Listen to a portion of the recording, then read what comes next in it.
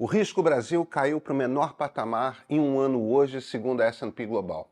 A agência Fitch, que mede grau de investimento, jogou a nota do Brasil de BB- para BB com perspectiva estável. Na Fazenda, o ministro Fernando Haddad está fazendo aquilo que talvez seja a função mais importante do seu cargo, deixando as pessoas tranquilas a respeito do futuro, inspirando confiança na economia. Mas é nessas horas mesmo que é importante aprender com o passado para não cometer erros que já foram cometidos. E o governo está prestes a cometer um erro que o próprio Haddad gostaria muito de evitar. Nós estamos em junho de 2008, quase que exatos 15 anos atrás. O Instituto de Pesquisa Econômica Aplicada publicou, como sempre fazia, a sua carta de conjuntura, um boletim trimestral com dados macroeconômicos brasileiros. Como está o consumo, como exporta o agronegócio, dados de algum setor industrial específico, essas coisas. Mas naquele mês houve uma mudança. Diferentemente do que sempre acontecia, o IPEA não publicou a estimativa do PIB. Olha, o mundo quebrou em 2008. O presidente era Luiz Inácio Lula da Silva. Ele havia garantido que a crise que começou como um tsunami nos Estados Unidos chegaria ao Brasil com a palavra dele, como uma marolinha. O governo diminuiu os impostos para linha branca, automóveis, materiais de construção, liberou bilhões de reais em depósitos compulsórios para que os bancos injetassem dinheiro no mercado. E o IPEA, naquele junho, anunciou que não faria mais estimativa de PIB. Não anunciaria uma perspectiva de quanto esperava ver a economia brasileira crescer. Que todo mundo esperasse um número anual fechado em março do ano seguinte. Só em março.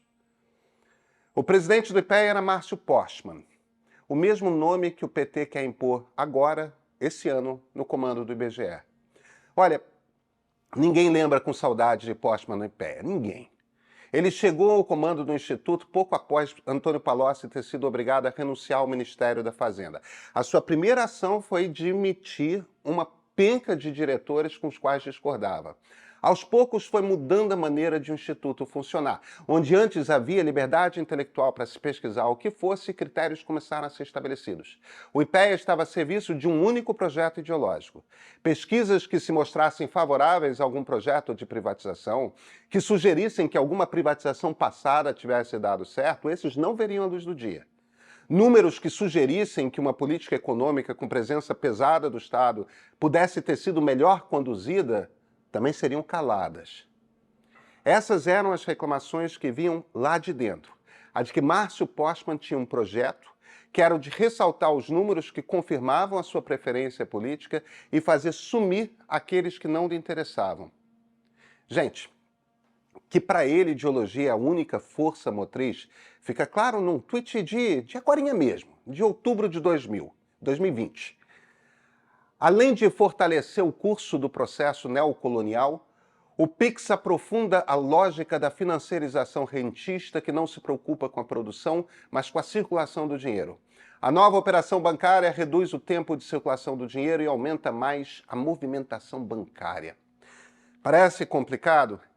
Em português empolado, ele está dizendo o seguinte: o PIX que estava sendo lançado naquele momento era ruim para o Brasil porque facilita com que o dinheiro troque de mãos instantaneamente.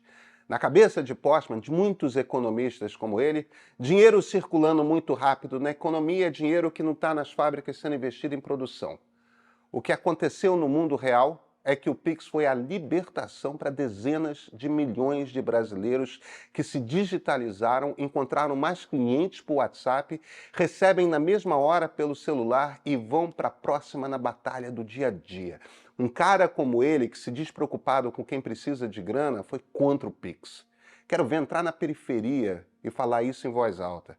Vejam, Postman tem todo o direito de ter a sua opinião. Aliás, faz todo sentido que Márcio Postman trabalhe num governo que pretende construir uma política industrial desenvolvimentista. O problema é onde? Colocar alguém que tanta gente diz que atua de forma dirigista para produzir dados que confirmem o seu ponto de vista e ocultar os opostos no mais importante órgão de dados do governo é um risco altíssimo. Beira a irresponsabilidade. E olha, é ruim para o governo Lula. E não custa lembrar o óbvio. Ele não é unanimidade nem dentro do PT. Basta perguntar no Ministério da Fazenda atual o que pensam dele por lá. Esses dias, eu ouvi um monte. Eu sou Pedro Dória, editor do Meio. Estou escrevendo para publicar agora, no próximo sábado, um novo especial sobre inteligência artificial. Vai ser tipo um pequeno dicionário. Você está perdido? Muita gente está. Quais são as empresas importantes para acompanhar? Quem são as pessoas relevantes desenvolvendo essas tecnologias? Quem são os principais críticos? Quais os conceitos essenciais de conhecer, as ideias circulando? Para cada ponto um verbete. O básico para acompanhar todo esse debate. Eu já estou escrevendo.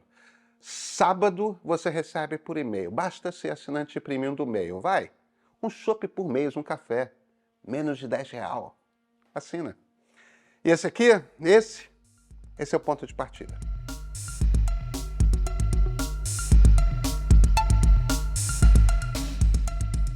Qual é a preocupação aqui? O Instituto Brasileiro de Geografia e Estatística não é só a mais antiga estrutura de coleta de dados do Estado brasileiro. Ele faz muito mais do que análises, como o IPEA. O IBGE coleta os dados brutos. O censo, evidentemente, que já deu muita dor de cabeça nessa última volta. Mas tão delicado quanto isso e publicado com muito mais frequência são os números da inflação. Onde que está o medo aqui? O medo é a repetição do que aconteceu na Argentina. Em 2007, mesmo ano que Postman chegou ao IPEA, a presidente Cristina Kirchner pôs numa secretaria ligada à Fazenda o economista Guillermo Moreno, que controlava o Instituto Nacional de Estatística e Censos, o INDEC. O IBGE é de lá, né? Nesse cargo, durante 6 anos, Moreno trabalhou para manipular e fraudar de toda forma possível o índice de inflação do país. Em junho, o último número, a Argentina teve uma inflação de 115%, isso no mês. O IPCA 15, publicado ontem, que é a prévia da inflação do IBGE, foi de 0,07%, negativo, foi deflação. O nível de inflação é um dado crucial para a decisão pelo Comitê de Política Monetária do Banco Central para decidir para onde vai a taxa básica de juros da economia brasileira. Sabe a taxa de juros da qual o presidente Lula vem reclamando? É disso. O argumento que o governo faz hoje é muito razoável. A inflação parece estar sob controle. O Banco Central pode estar agindo de forma exagerada e não começar a diminuir a Selic, essa taxa de juro. Mas um dos motivos que nos permite dizer isso, afirmar que o Planalto tem um argumento forte para defender que o juro caia, é justamente confiarmos no IBGE. Confiamos no IBGE porque, num governo após o outro, a condução do Instituto tem sido uma de Estado. Houve uma exceção, sim. O governo Bolsonaro tirou do IBGE recursos importantes, claramente boicotou o censo. Mas tira essa exceção do jogo, nos governos Fernando Henrique, Lula, Dilma e Temer, o IBGE foi um órgão de Estado com independência intelectual garantida para mostrar o Brasil como o Brasil é. Não números para defender um ponto de vista ou outro, mas números que um lado e o outro podem usar para construir os seus argumentos. Vamos deixar uma coisa clara aqui porque é importante. As queixas que saíram do IPEA são de dirigismo ideológico, são de dificultar certas linhas de pesquisa e estimular outras, de até perseguir certos funcionários que apontavam para pontos de vista com os quais não concordava.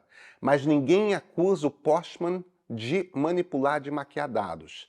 Ainda assim, é importante ressaltar que ele não é unanimidade dentro do PT e é visto com completa desconfiança fora do partido.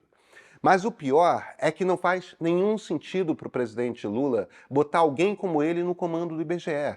O que ancora toda a política econômica do presidente é a queda da taxa básica de juros. Para isso, ele depende de que o arcabouço fiscal que o ministro Fernando Haddad conseguiu promover no Congresso Nacional dê certo.